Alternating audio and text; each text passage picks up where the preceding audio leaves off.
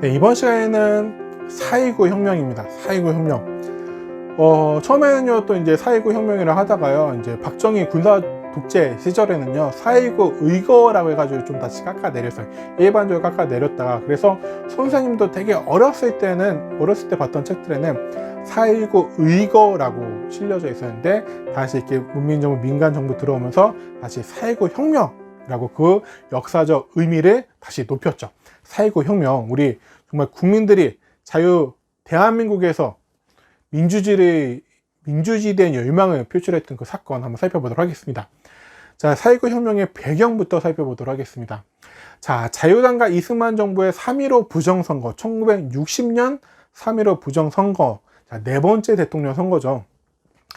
정말 아흔이 다 돼가는 이 대통령, 86세였다고 해요. 86세 고령이었던 이승만, 네 번째 대통령 선거에 나옵니다. 네 번째 대통령 선거에 나오는데요, 정말 권력에 대한 욕심이 참 끝이 없는 거죠.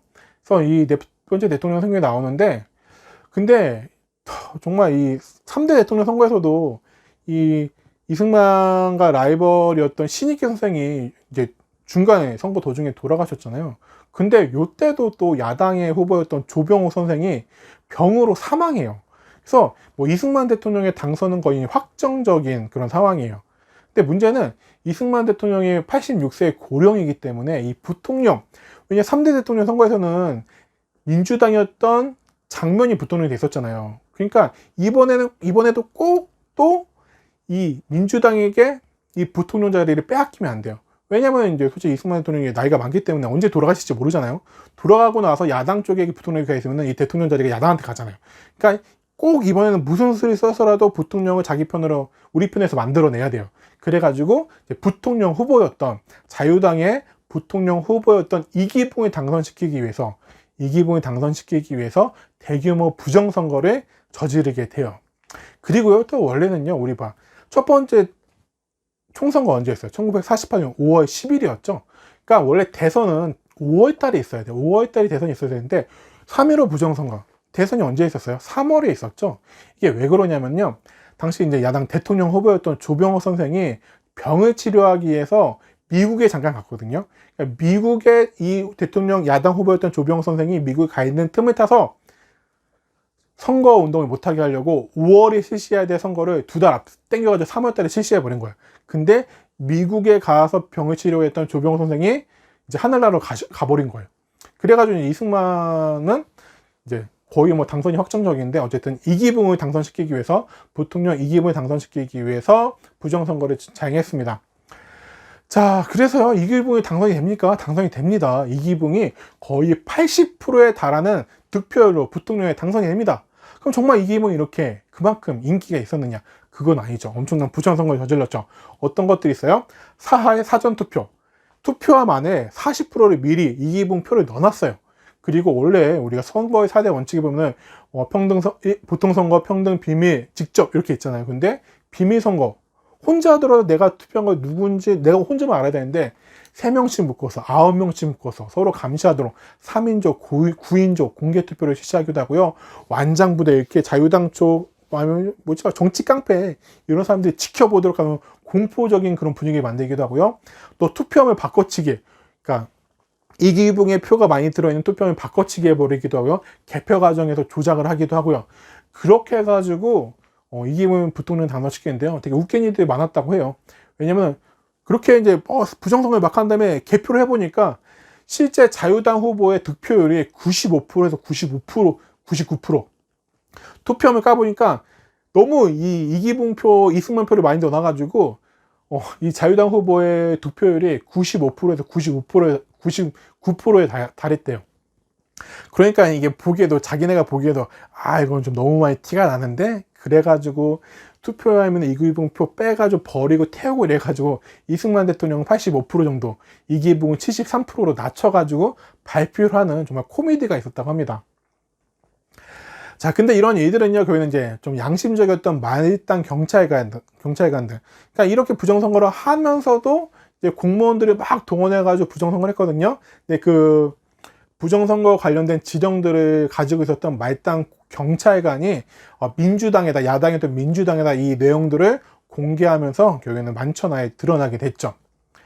자, 이 3.15 선거 이전부터요, 3.15 부정선거 이전부터는 많은 저항들이 있었습니다. 어떤 일도 있었냐면요, 대구에서 60년 2월 28일, 이제 이런 이승만 정부의 장기 연장, 독재 정권, 이런 것들이 있다 보니까 아무래도 곳곳에서 이제 야당 후보들이 그런 비판하는 유세를 많이 했겠죠. 자, 그러다 보니까 이제 대구에서는요, 고등학생들이 야당의 유세에 참여할까봐 일요일인데도 강제로 등교를 시키는 그런 일도 있어서 저항이 있었고요. 자, 그런 가운데 결국에는 이제 3월 15일 부정선거가 치러졌죠. 자, 전개 과정을 살펴보도록 하겠습니다. 전개 과정을 보면요. 자, 마산, 광주, 전주, 서울 등에서 부정선거에 항의하는 시위가 대규모로 발생합니다. 그래서 특히 3월 15일 마산에서 부정선거에 대한 저항이 있었고요. 시위 진압 도중에 경찰의 발표로 최소 8명이 숨지고 72명이 중상에 당하는 그런 유혈 사태가 벌어집니다. 자, 근데 1960년 4월 11일에 3월 15일 시위 때 행방불명되어졌던 마산에서 행방불명되었던 김주열 군의 시신이 마산 앞바다에 떠올라요. 마산. 근데 눈이 체류탄이 박힌 채로 고등학생 김주열 군의 시신이 마산 앞바다에서 떠오르게 됩니다. 자, 이걸 본 시민들과 학생들은 더 분노하게 됐죠. 그래서 시위가 전국적으로 확산되기 시작합니다. 자, 그런 가운데 4월 19일, 4.19 혁명이죠. 4월 19일에는요, 대규모 시위가 전국적으로 일어나게 되어져요. 그 전날에는 4월 18일에는요, 고려대 학생들이 서울에서 시위를 하는데 이런 해상 과정에서 정치 폭력배들이 동원되기도 했었고요. 자, 세 번째, 서울의 시위대가 대통령의 집무실인 경무대, 아직 청와대가 만들어지기 전입니다. 경무대로 진출하자 경찰이 발포합니다. 발표를 하면서 또 유혈 사태가 벌어지게 되고요. 시위는 더욱더 격화됩니다. 자, 그런 가운데 점점 시위는 격화되는 가운데 이승만 정부가 계엄령을 선포합니다. 또 계엄령을 선포하죠. 이승만 정부가 이제 전국의 계엄령을 선포해서 군대를 동원해서 시위를 진압하려고 해요. 근데 이제 다행히도 이때 이제 계엄군은 약간 무력 사용을 좀 자제하면서 최대한 중립을 지키면서 질서를 유지하려고 했다고 해요. 그래서 그나마 좀 다행이었던 거죠. 그래서 이제 너무 시위가 격화되니까 이제 이승만 정부는 이기분 부통령 당선자, 그러니까 부정선거가 어쨌든 이기붕을 당선시키려고 했던 거잖아요. 그래서 이기붕 부통령 당선자를 이제 사퇴하는 그런 내용의 해결책을 발표하는데, 이제 이미 이제 많은 국민들의 요구는 이기붕으로 끝나는 것이 아니죠. 장기 독재를 하고 있는 이승만 정권 다 물러나라라고 이제 나서기 가고 있는 상황인 거죠. 자, 그러다 보니까 이제 처음부터 이승만 정부가 출범할 때부터 이승만 정부의 편이었고 3.15 부정선거도 어느 정도 눈을 감아주려고 했던 미국조차도 너무 이 시위가 격화되어지니까 반 이승만 움직임이 너무 심해지잖아요. 그러니까 대한민국에서 이승만에 반대하는 국민들의 시위가 너무 높아졌단 말이에요. 그러면 이 상황에서 미국이 가만히 있고 이승만 정부를 옹호하면은 이승만 정부가 무너진 다음에 이승만과 미국은 같은 편이야 라면서 반미국적인 정서를 가진 정부가 한국에 들어설 것을 우려해가지고 4월 20일에 미국 국무부에서 한국의 민주화를 촉구하는 성명을 발표합니다. 이제 미국도 이승만 편에서 돌아서게 되었고요. 게다가 4월 25일에는요, 대학 교수들이 시국선언 및 가두 시위를 합니다. 그러면서 서울 지역의 대학 교수들이 학생의 피해 보답하라 라는 플래카드를 들고 자기 제자들이 이렇게 민주화운동을 하면서 피 흘리고 있는데 스승인 우리들이 가만히 있을 수 없다 라고 하면서 대학 교수들이 시국선언을 하고 가두 시위에 나서게 되죠.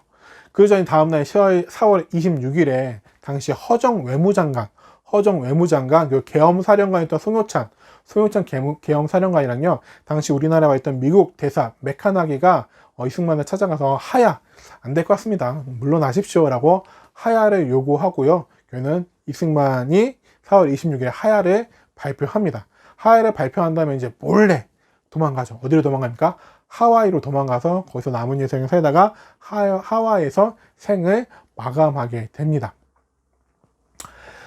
자, 이승만 하야하고 하와이 만명하는데 좀 안타까워요. 솔직히 이 부분을 보면 안타까운 것 같습니다.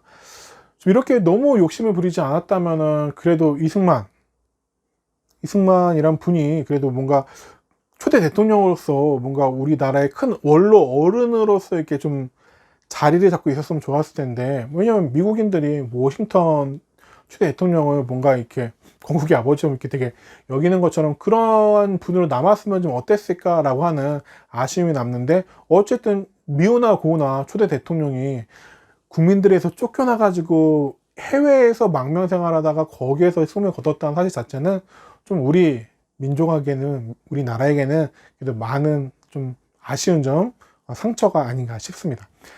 자, 이렇게 해서 이제 이승만이 화야를 하게 되죠. 자, 영향을 보도록 하겠습니다. 영향. 자, 허정의 과도 정보를 출범합니다. 허정. 자, 허정은요, 당시 외무장관입니다. 외무장관이고요. 그리고 이승만 대통령이 물러났잖아요. 그냥 부통령이 승계를 해야 되죠. 근데 당시 부통령 누구였습니까? 3대 선거에서 부통령은 장면이었죠. 장면.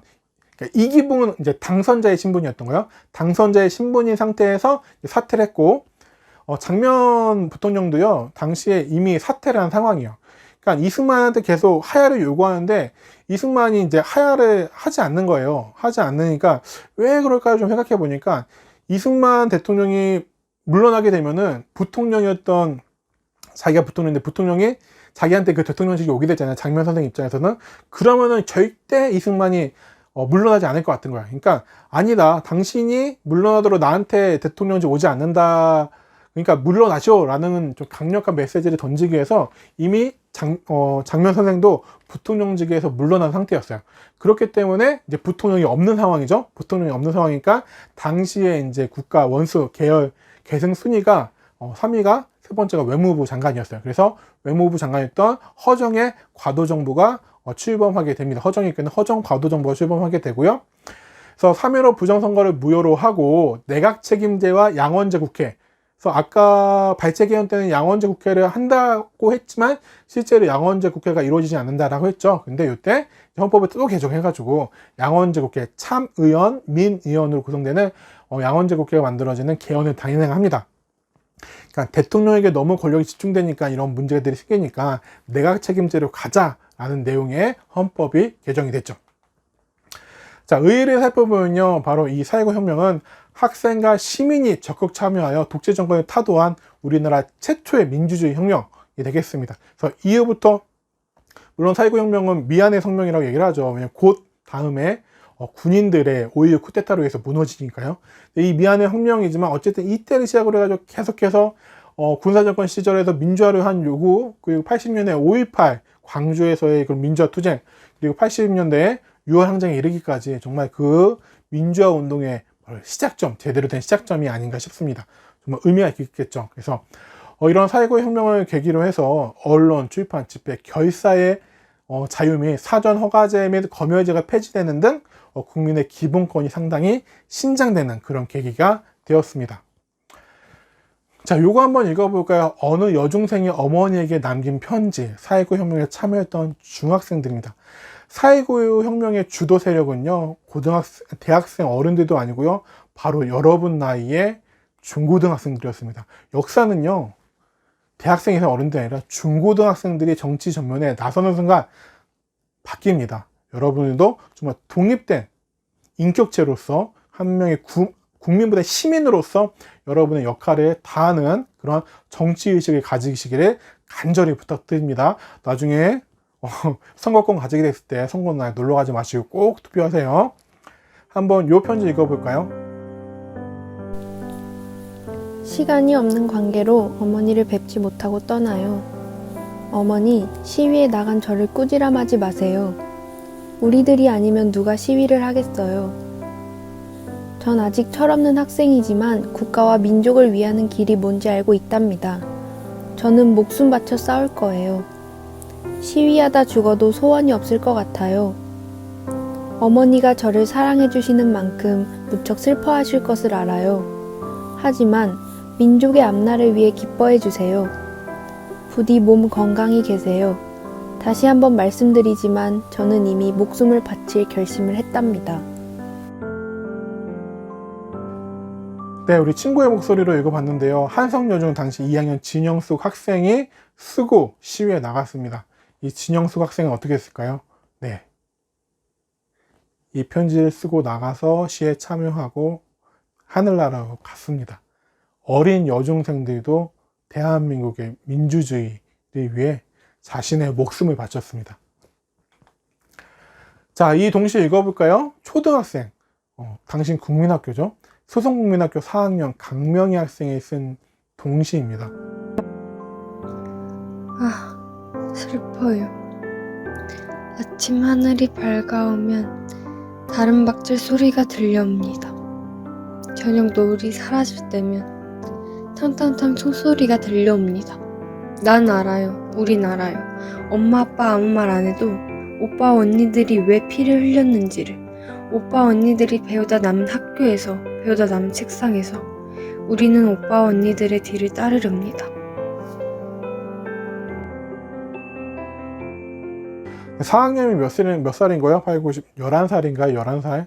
11살의 학생도 정말 지금 11살의 나이인 어린이들이 요 마음을 알까요? 왜 오빠 언니들이 피를 흘리는지 정말 10살짜리 꼬마도 알고 있는 그 시절이었죠. 감사한 마음을 가져야 될 것 같습니다.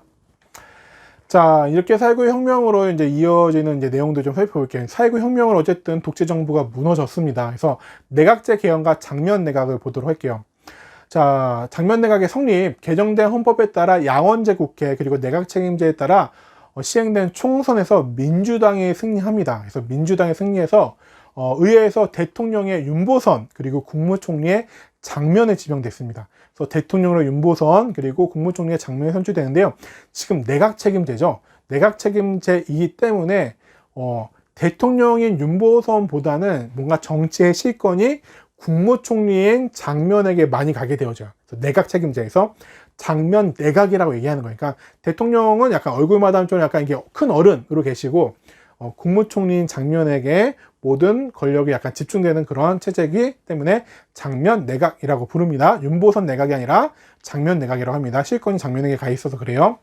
그래서 정책을 보면요, 지방자치제를 시행합니다. 지금도 지방자치 하지만요, 중간에 이제 안 했었거든요. 그래서 지방자치를 실시해서 면, 의원, 면장부터 도지사, 시장에 이르기까지 주민이 뽑는 풀뿌리 민주주의 지방자치제를 시행하고요. 자, 그리고 장면 내각은요, 경제 건설을 전면에 내세웁니다. 그래서 경제개발 5개년 계획을 수립하는데요. 나중에 보시면요, 경제개발 5개년 계획을 박정희 정부에서 워낙에 드러나기 때문에 박정희 정부가 내세우는 게 이제 경제개발이잖아요. 그렇기 때문에 박정희 군사정권에서 경제개발 5개년 계획을 세웠다, 시행했다라고 생각할 수 있는데요. 뭐 시행은 했죠. 근데 실질적으로 경제개발 5개년 계획의 기초를 다진 것은, 그 계획을 수립한 것은 장면 내각이었습니다. 그래서 나중에 이제 장면 내각이 뭐 했냐, 한 거 없다라고 얘기하지만 실질적으로 보면 또 한편으로는 1년 남짓한 시간 동안에, 1년도 안 되는, 채 안 되는 시간 동안에 자신들이 세운 경제개발 5개년 계획을 제대로 실행도 하지 못하고 군인들에 의해서 짓밟힌 거죠. 자, 그리고 국도 건설 사업 등을 이제 추진해 나가게 되죠. 하지만 이제 한편으로는 한계점도 있습니다. 한계점도 많이 보였고, 워낙에 4.19 혁명을 성공한 이후 여러 각계 계층에서 뭔가 요구들도 많았고요, 욕심도 많았겠죠. 우리가 이렇게 독재 정부를 무너뜨렸으니까, 우리가 노력했으니까 이런 것도 들어줘 하면서 곳곳에서 되게 시위가 좀 많으면서 혼란한 사회가 좀 계속 이어졌다라고 해요. 그리고 이제 통일에 대한 논의들도 많이 있긴 했는데요. 그래서 평화통일 운동을 비롯한 다양한 민간의 요구를 수용하지 못한 측면도 좀 있다고 합니다. 그래서 이제 이승만 정부에서는 북진통일을 주장했지만 이제 평화통일에 대한 이야기들이 나오기 시작합니다. 그래서 이 통일 방법에 대한 다양한 이야기들이 나오기 시작해요. 그래서 중립화 통일을 하자, 남북 협상을 통해서 통일을 하자, 그리고 학생들도 남북 학생회담을 개최하자 라면서 가자 북으로 오라 남으로 이렇게 외치면서 우리가 만나가지고 남북 학생들도 회담하자, 뭐 이런 요구들을 막 내세우기 시작합니다. 그리고 또 이제 학생들 같은 경우에는요, 학원 자율화, 그리고 학도 호군단, 학도 호국당 같은 것도 폐지해달라고 요구하고요. 뭐 교사나 노동자들도 민주적 노동조합을 개성하기 위한 노동운동을 막 벌이기도 합니다. 자, 그런 가운데 정말 안타까운 점은요, 이 민주당 내부에 있어요. 왜냐면 뭐 이승만 정부가 쫓겨나고 민주당이 집권을 했잖아요. 민주당이었던 윤보선이 대통령이 되고 장면이 국무총리가 됐잖아요. 그러면 같이 잘, 대통령과 국무총리가 같이 잘 해가지고 좋은 나라를 만들 생각을 하지 않고요, 민주당 내에도 개파가 있었어요. 민주당 내부가 또 갈라져 있는 거예요. 그래서 민주당 구파, 신파 이렇게 나눠져 있는데요. 구파의 지도자가 윤보선이었고 신파의 지도가 장면이었던 거예요. 근데 같은 집안에 서로 원수가 있는 거예요. 그러니까 둘의 사이는요 또 너무 안 좋아요. 그러니까 협력하기보단 번번이 충돌하고 갈등하는 거예요. 그러다 보니까 이제 국민들도 그 모습에 뭔가 같은 집안에서도 저 패싸움하고 있는 집안 싸움하고 있는 저 모습들, 정치인들의 모습이 참 꼴보기 싫었겠죠. 그리고 아까 얘기했던 이제 통일 관련 논의에서요, 이제 장면 내각이 민간 차원의 통일 논의를 되게 억압하기도 하고요. 또한 3.15 부정선거 이런 것들 때문에 4.29 혁명이 일어났잖아요. 그러면은 부정선거 관련자랑 부정축제자 이런 처벌을 확실하게 했어야 되는데 또 제대로 처리하지 않았어요. 이런 것들에 이제 불만이 막 쌓여가는 가운데 결국엔 다음해 1961년 육군 소장 박정희가 일으킨 군사 쿠데타로 인해서 장면 내각은 무너지고 맙니다. 그래서 이제 4.29 혁명은 미안의 혁명으로 남게 되죠. 하지만 완성하기에는 너무 짧은 시간이었던 것 같고요. 어쨌든 이 5.25 군사 쿠데타, 군인들이 불법으로 일으킨 쿠데타로 인해서 또 한 번 민주화는 멀어지게 됩니다. 여기까지 하도록 하겠습니다.